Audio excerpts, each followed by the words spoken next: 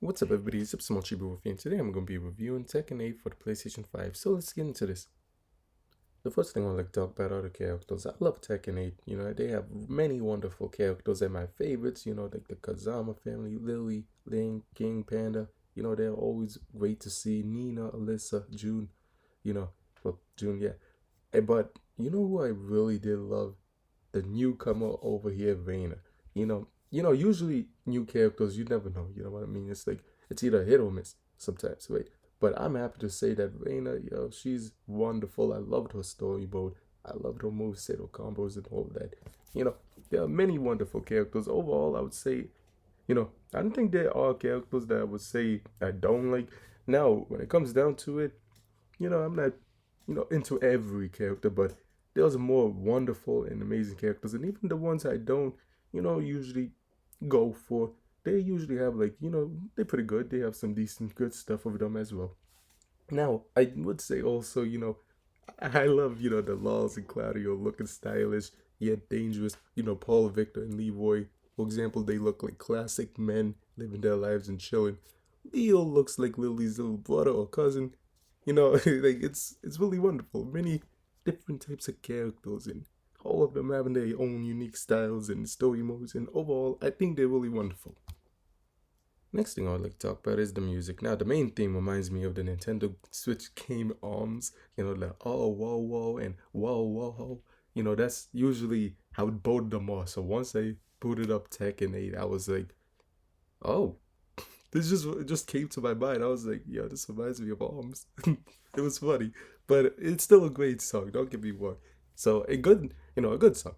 Now the other songs are also wonderful, and I love the songs throughout the Tekken 8 game. And I would say, some songs they fit their specific, say stage and uh, stuff. Like for example, the chaos stages, have more of a, like hyped up, like something's about to happen, something's going down. Let's get into this. And then the relaxed stages, more like visually pleasing fantasy like stages have more relaxed and chilled down music, like really wonderful. Now, one thing that I hate is that you know how like a lot of times in fighting games, right? Like many characters have their own theme songs, you know. Tekken doesn't really do that. Like specific theme songs, they say Oscar Kazama theme song, Reina theme song. Well, the trailers, but usually they just, they don't have like that official theme song. No, that's my only thing. Now, besides that, I would say that, the music overall is really wonderful. One thing I would say also is that in Tekken 8, you get like a jukebox mode where you can listen to Tekken 1, 2, 3, Tekken Tech Tournament, different songs from throughout the Tekken history. And I think that was really wonderful and shows like, yo, we all know you love these games. Here you go, access to all the catalog of music. And I think this is really wonderful. So the next thing I'd like to talk about is the story. So Tekken 8 opens with Jin and Kazuya going at it, a classic family fight between father and son. After an amazing and intense match, Kazuya wins. Due to the destruction of this fight, it gets the attention of Victor and Lawls, who are walking together. As they view the screen, Kazuya announces the new Fist of Tournament. And while this announcement continues, it's revealed that many of our beloved characters, such as Lily, are watching this announcement live, and they all prepare themselves for this amazing fight. From here, the story begins. I love this story. It opened wonderfully, really intense and amazing, and I enjoy it. Next thing we'd like to talk about are the stages. Now, there are many wonderful stages, and I would say when it comes down to it, many of them are really fun and great, if not all of them. Arena, really great, my most experienced one due to it. I don't know, it just seems to put me in that stage a lot when I play online. Arena Underground is a nightclub version of Arena, and like a festival party, like Auburn Square. This is where, the Tekken 8 trailer takes place. So, really wonderful. Yakushima looks amazing and fantastic. Its environments reminds me of like Studio Ghibli Prince Mononoke feel. Coliseum of Fate. I could see many, intense matches going down in this one. Rebellion Hangar, Military Engineer Shop. Fallen Destiny was insanely cool and great. Especially when there was like, different things going on. Descent into Subconscious was like a warp and galaxy mix, and many changes was going on in this one. Sanctum has cool environment into the stratosphere, reminding me of Kazuya fighting and many great things as well. Ortez Farm was more chill and relaxed. You have animals in the background, mountains, sheep, and yeah, celebration on the scene. It's like a cruise, and it's really great. Things in the background as well. Now, secluded training ground. Looked like a final boss stage, and interesting statues. Really good. Midnight Siege was a breaking down palace, like war was going on or something. But out of all these wonderful stages, Elegant Palace is amazing. Yo, let me tell you, Elegant Palace is basically that one stage where you just constantly want to get, you hope to get, because it's such a wonderful stage full of many just aesthetically pleasing things, futuristic scientific part, which is underground, I believe. And overall, it's really cool. It's Lily's stage, so of course it's going to be amazing. Overall, I love the stages. I love many of the stories of these amazing characters, especially my favorite characters like, the Kazama family, like Oscar, Jin, etc. Lily's story, you know, they are just wonderful. Reina was great to, get to see and be introduced to. And all of these things, it was really great. And I would say, when it comes down to it, Tekken still has it, they still have that interesting, amazing, fun feel to it. And I love that.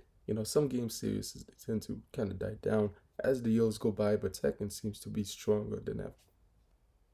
So besides that, let me talk about one thing. I love online lounge. It was great to see different customized characters with different unique messages and gamers that are just having fun, just chilling. Next is a Tekken Ball. It was a fun and amazing mini game. So in this mini game, you basically, play against either CPU or other player. It's like volleyball, but you could also use your attacks towards them. And this was really funny, great. I really was like, yo, this is really great. I believe I recorded it and put it on the YouTube Shorts. Yes. So if you're interested in seeing how that is, I recommend that. Arcade Quest. Oh, yo, this one. This is when you use your customized character that you can, build on your own and walk around. Challenge people, do the commentary. Many different things here. And I love this because I mean, like Asuka Kazama, Jin Kazama, and Lily most of the time in Tekken games. So and now Reina. So when I was like, for example, I was playing with Lily, right, against a Lily player when I was using Asuka. Now it was just like a fun, a true rival destined to fight each other, and it was really good. I enjoyed that, and also not just that, not just Lily, but Lily with pink hair, alternative costume, and cute hairstyle as well. I was like, oh wow. And Ling's, she also had like a different short haired purple violet, like hair. And I enjoyed that. This mode was full of interesting, different customized features. And overall, I like that. You know what I mean? They had like a Christmas Christmas costume for Brian with horns, and it was just like interesting, you just get. My point is that, in this mode, you get to see just like alternative, lives of each Tekken character. You never know who you're gonna fight and who they are gonna be. Maybe they have rings, maybe they are, just random costumes. Really wonderful. I loved it. So the last 2 points before I end off the video, it's more of gaming in general. I think overall Tekken 8 is one of those games that lived up to the hype and excitement, and I love it. Characters. I mean, games such as like Tekken 8, King Force 15. To me, it kind of feels like it was a finished game and launched. You know, and it's really great. I play games, retro and modern, and sometimes it kind of feels like okay, you know, and then either I love it and I stay with it, or I just move on. You know what I mean? So I'm happy to say Tekken 8 fits that the King of Fighters 15 as the best, in my opinion. It kind of surpassed it. So to be my favorite fighting game in the PlayStation 5. And I enjoyed that. For example, you got creators like Katsuhiro Hawada, who actually, cares about the quality of the games, and it's really cool. It shows the love and appreciation that, he has for his work. And that's really nice. I hope that more creators are like that.